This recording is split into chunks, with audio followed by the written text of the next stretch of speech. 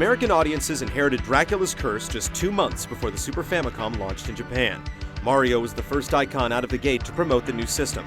NES veteran Simon Belmont would follow less than a year later on Halloween 1991, and in his quickest turnaround appear on the Super Nintendo only 2 months later.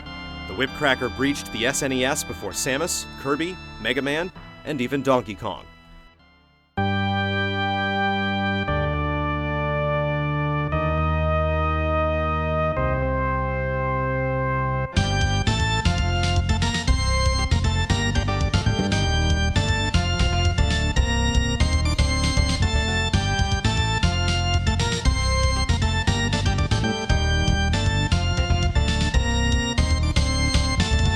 Super Castlevania IV was less of a new chapter and more a nod to the first entry in the series. The controller gave Simon another button for his sub-weapon, and his arsenal mirrored that of Castlevania I. The brand new Mode 7 graphics let the castle twist and rotate around the player, and their leaps got luckier with the ability to control Simon's fall after each perilous jump and swing from hanging hooks.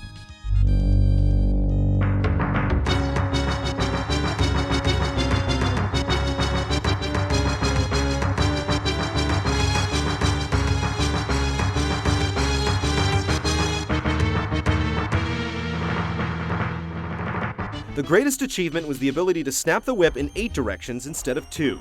This meant bosses never cheated their way out of your reach, and Simon could slay enemies without moving a muscle. The whip, and the entire inventory for that matter, leveled up like before.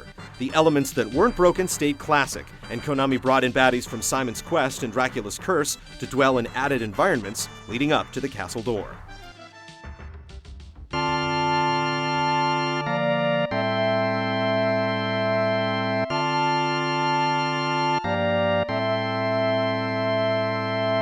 Masanori Adachi and Taro Kudo produced the score, composing new tracks and remixing old ones. The endemic themes they revisited would become expected by fans in future installments, no matter which Belmont was chosen.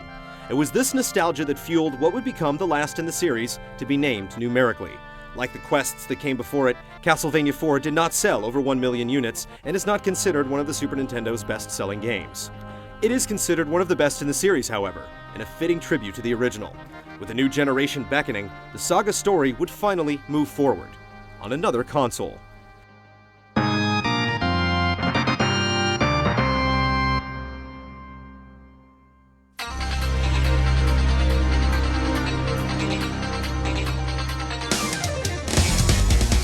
The PC Engine, which ironically launched on Halloween in 1987, was the first game system with an optional CD-based peripheral. It was upgraded to combat the rocketing popularity of the Super Famicom in Japan. The same year Bonk 3 and Street Fighter II joined its library, Konami chose to put a new spin on their Demon Castle series with a brand new Belmont. The PC Engine in America was called the TurboGrafx 16.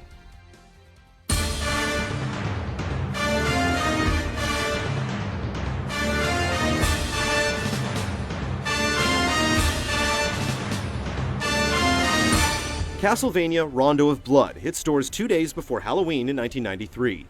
The title is directly translated as Ren, a Japanese term for the Buddhist rotation of death and rebirth. A rondo is a musical form that is often referencing a return to a particular theme or motif. It was the first installment with a 3-word subtitle, a naming convention that would become a series tradition.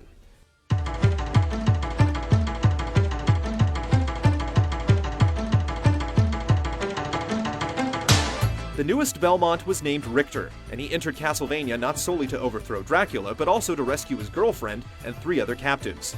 The first of these, Maria Renard, joined Richter for the duration. The 12-year-old mage harnessed the power of the animal kingdom to attack and defend, not to mention a life-saving double jump, and the player could swap freely between the 2 heroes.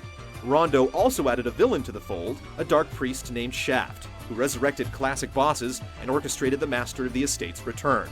These stage-ending monsters were a bit feistier than before, often getting in one last shot after their life bar hit rock bottom.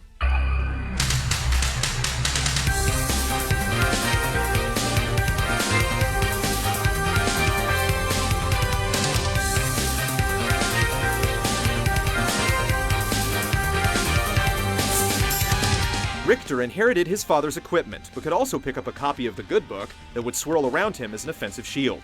Along with the standard sub-weapons, players could also unleash an item crash, which gave each weapon a heavier attack at the expense of additional hearts.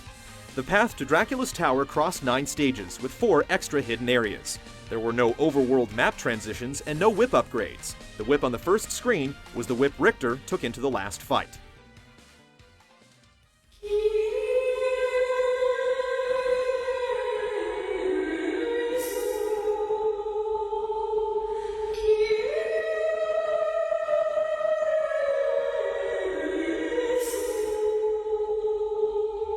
Rondo of Blood won the award for the best Japanese action game of 1994 by Electronic Gaming Monthly, and is considered a major turning point for the franchise. Anime had no doubt inspired Castlevania's design, but for the first time these illustrations were used to tell the story cinematically. The style, combined with the CD format's access to recorded dialogue, made the story resonate more than the Belmont's pixelated past. 君は先に村に戻れ。俺はこれからこの先へ進む。 The US market expected to miss out on the 10th title in the series, but a port called Dracula X was shipped over in September of 1995. Unfortunately, it ended up being less than expected.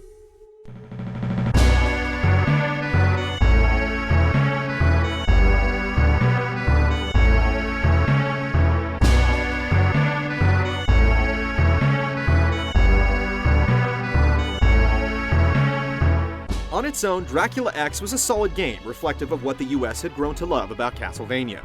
But anyone who had rondoed with Richter 1 year earlier knew what this new entry lacked compared to the original. Maria was removed as a playable character, the hidden levels mysteriously dropped from 4 to 2, and familiar zones were given an unwarranted remodel.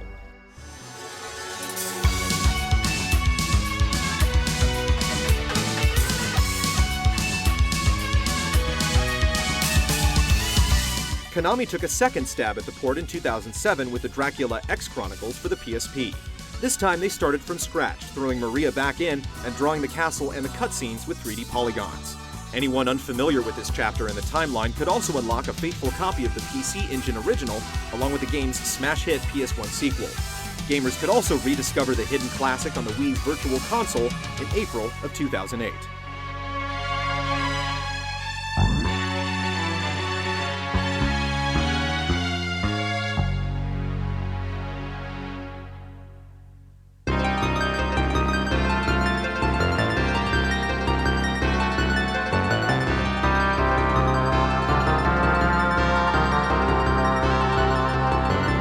Those who chose to oppose Dracula via their Super Nintendo were still waiting on Dracula X when the Sega Genesis received their first and only Castlevania game. Bloodlines launched in all regions in May of 1994. It received a GA from Sega's own Video Game Rating Council, which would shut its doors later the same year. Although dubbed appropriate for all ages, it stands as one of the goriest games in the franchise.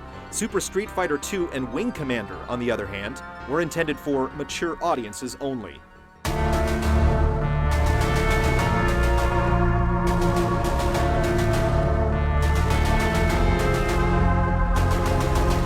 The title screen offered 2 slayers to choose from, unlike previous adventures that posted them at predetermined spots along the path. John Morris was the chosen Belmont, instructed in the ways of the whip, including the ability to swing from the ceiling, and Eric Lecard was a master lanceman with a high jump and a thirst for vengeance after his love was turned into a blood-sucking beast. While the game was as linear as ever, it traveled far beyond the castle walls and even the borders of Romania. Chasing the niece of Count Dracula, Elizabeth Bartley, and her follower, the witch Drolta Zuentes, players visited a shrine to the lost city of Atlantis in Greece, the Leaning Tower of Pisa in Italy, a retired munitions factory in Germany, the Versailles Palace in France, and the fictional Castle Proserpina in England.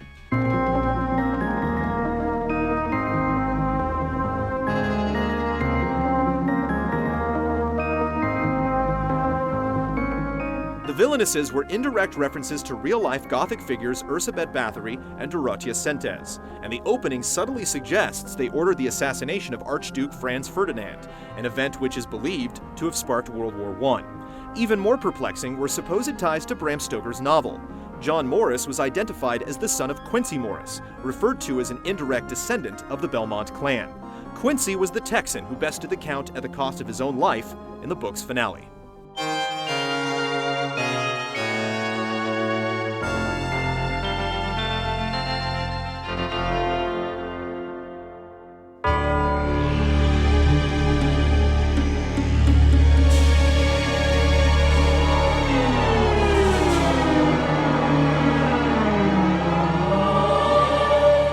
Bloodlines built a new audience for Castlevania on a new console. When the system was stacked with the 32X and CD add-ons, Konami sought to bring Richter and Maria back. They commissioned Koji Igarashi, a programmer for Daytona Twinbee and Gradius 2, to direct the sequel. Bloodlines composer Mishiro Yamane was attached to compose the score, and Ayami Kojima began producing elaborate illustrations to realize the characters. The game was never named because it was never finished, although fans have dubbed the Phantom Project the Bloodletting. Konami moved the team to Sony's PlayStation 1. It's rumored that much of the work they had already finished went with them.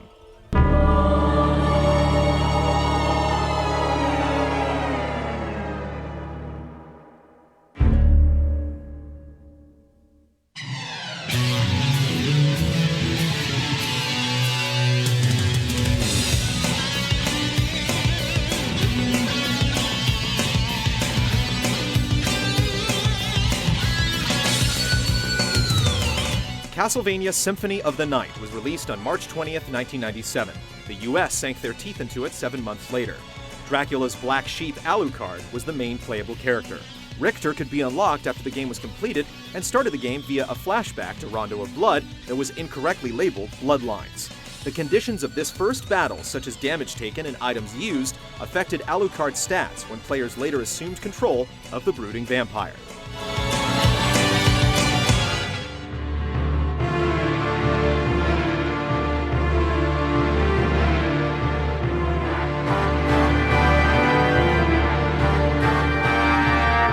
Aside from a quick stroll through the bordering forest, the game took place entirely inside Dracula's castle.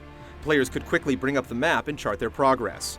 Other than an inaccessible ledge or locked door, the whole of the fortress was theirs to explore, with major areas separated by uniform loading hallways. The series borrowed the format from another popular Nintendo original, leaving fans of both to question whether Symphony of the Night was more Castleroid or Metroidvania.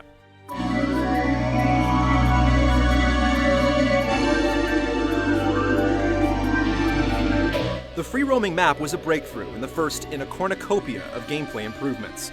Alucard now gained experience points and levels, increasing his strength or dexterity, could acquire new abilities like swimming and double jumping, shapeshift into a bat or wolf or misty cloud, discover or purchase new equipment to wear and wield, and recruit several familiars to tag along, including a fairy, demon, ghost, bat, and sword.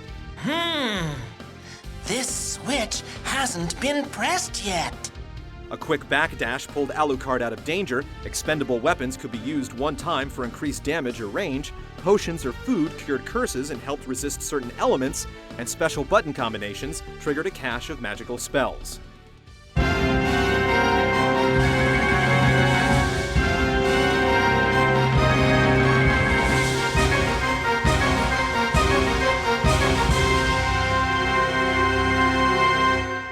The game was so deep that a third of the content was almost hidden. All roads led to a climax with Richter Belmont in the Count's throne room, and Alucard could strike down the former hero, queuing up an end cinema and credits. But if you met up with Maria beforehand, Alucard could see a green orb circling the hunter and discover that Richter was being possessed by the enigmatic shaft. This opened a portal traveling above the clouds to an upside-down version of the entire castle, with new monsters, bosses, and plot twists to uncover.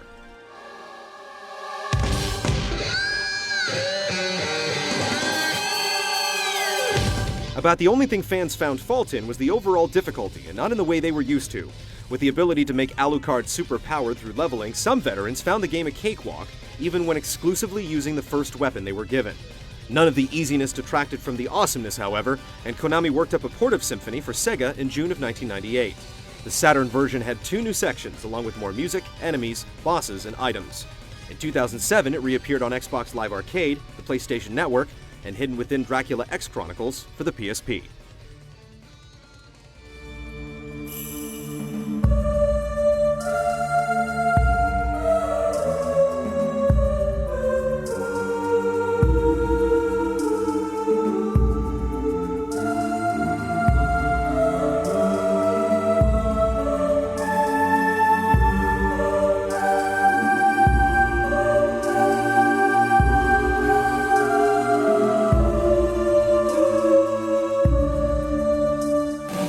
Symphony of the Night was the most drastically improved game in the series. No single game in the franchise had received the amount of new features that Igarashi and team found room for on the PS1.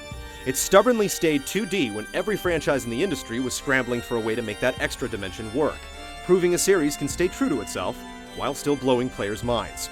Like its brethren, it was cursed into obscurity, again failing to climb sales charts and rest among the most lucrative games on the system. But it did garner a ferocious fan following, dare anyone to remove it from a top 100 games list, and write the blueprint for how the series should, and eventually would, continue.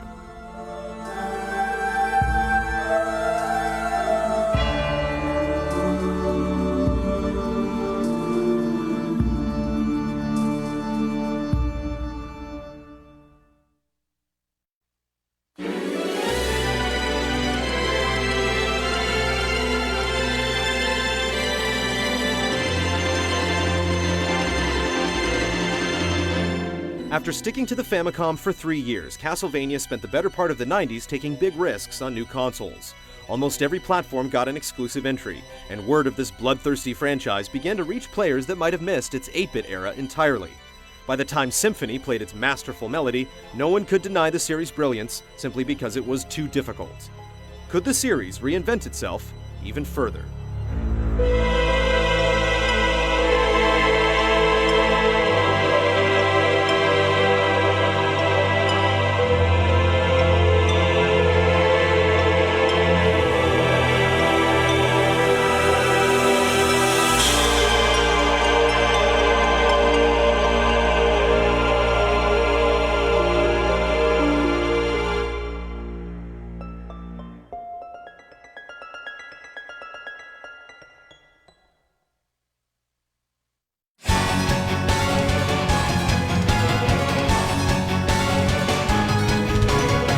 In Part 3 of the Castlevania Retrospective, the Belmonts enter unfamiliar territory as Konami struggles to find a place for their House of Horrors in a new 3D generation.